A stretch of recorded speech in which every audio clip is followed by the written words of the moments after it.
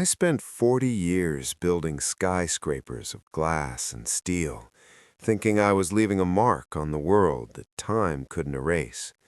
But now, at 70, I find myself sitting in a dusty garage in a small town in Maine, staring at a small cedar box I haven't opened since 1974.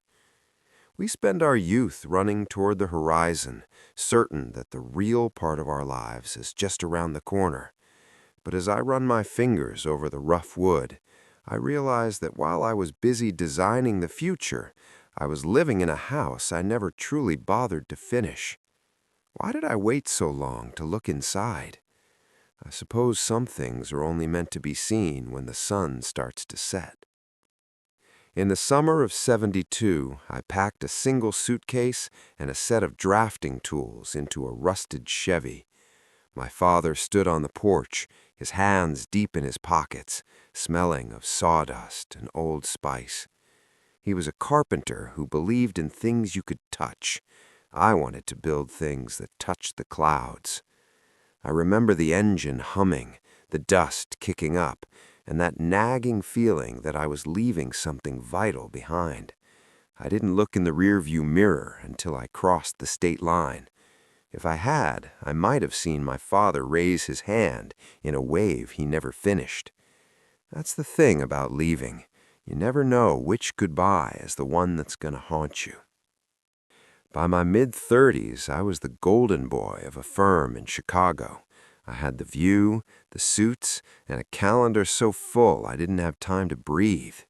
Success feels like a drug when you're young. It numbs the parts of you that miss the smell of rain or the sound of silence. I remember sitting in a boardroom, arguing over the cost of Italian marble for a lobby, while my wife, Sarah, was at home marking our daughter's height on the kitchen doorframe. I thought I was providing for them. I thought providing meant a bigger house and better schools. I didn't realize that a child can't hug a marble lobby, and a wife can't share a life with a man who is only there in spirit. The call came at 3 a.m. It wasn't about a building or a contract. It was Sarah. Her voice was thin, like paper that's been folded too many times. My father was gone. Just like that, the man who seemed as permanent as an oak tree had been felled by a quiet heart. I flew back to Maine, the city lights fading into the dark woods of my youth. Walking back into his workshop felt like stepping into a church. The air was thick with the scent of cedar. On his workbench sat that small box, unfinished. He was waiting for me to help him finish it, but I was too busy building monuments to myself to notice.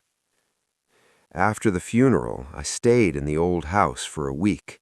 I looked at the height marks on the doorframe, the ones in my childhood home, not mine. My father had marked my growth every year, even after I left. He followed my career in the newspapers, clipping every article about my buildings. I found a drawer full of them. I was a stranger to him, yet he knew every floor plan I'd ever drafted. Looking in the mirror of his bathroom, I saw his eyes staring back at me, but they were tired. I'd reached the top of the mountain I'd been climbing, only to realize I'd climbed the wrong one. The view was cold, and I was alone. I went back to the city, but the spark was gone. The glass buildings looked like cages. I started spending my weekends in the basement, working with wood. My hands were soft, unpracticed. I cut myself. I ruined expensive pieces of cherry and oak, and I felt the frustration of a novice. But for the first time in decades, I was building something with my own two hands. Sarah would come down with tea, watching me from the stairs. We didn't talk much at first. The silence between us had grown thick over the years, a wall of our own making. But slowly, the sound of the saw began to cut through it. You can't fix a marriage with a blueprint, but you can start with a shared cup of tea. The hardest part of rebuilding wasn't the wood. It was my daughter, Maya. She was 24 now, living her own life in Seattle.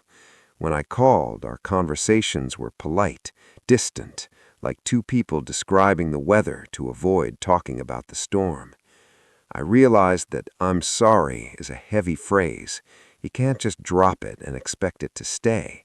You have to plant it and water it every day. I started writing her letters, real ones, on paper. I told her about the mistakes I'd made, the things I wished I'd seen. I didn't ask for forgiveness. I just wanted her to know that I finally understood what she had been trying to tell me since she was 6 years old. 10 years passed in a blur of sawdust and slower days. I retired early. People said I was crazy to leave at the peak of my career, but I knew better. I wasn't leaving, I was arriving. Maya came to visit last summer with a son of her own. Seeing him run through the same woods I did, watching him pick up a stray piece of wood and ask, "Grandpa, what's this?" It felt like a circle closing. We think our legacy is what we leave behind in stone and steel, but it's actually the stories we tell the people who come after us. My father knew that. He wasn't building boxes, he was building memories. And finally, I was doing the same. Which brings me back to today and the cedar box. I finally pried the lid open. My hands were shaking. I expected to find old photos or maybe some money he'd saved. But inside, there was only a set of keys and a single handwritten note. The keys were to the old Chevy I'd driven away in. He'd bought it back and restored it without ever telling me. The note simply said, "The road always leads back, Elias. I kept the engine warm for whenever you were ready to come home." He hadn't been waiting for me to finish the box. He'd been waiting for me to finish the journey of becoming the man I was meant to be. As I sit here in the twilight of my life, I look at my hands. They're scarred, stained with walnut oil, and far from the soft hands of the architect I used to be. I don't miss the skyscrapers. I don't miss the applause. I look out the window and see Sarah in the garden, and I hear Maya laughing on the phone from the kitchen. We are all just architects of our own regrets until we decide to become builders of our own peace. Don't wait for the perfect design to start living. Grab your tools, forgive yourself for the crooked lines, and build something that feels like home. Because in the end, we're not remembered for how high we reached, but who we reached for.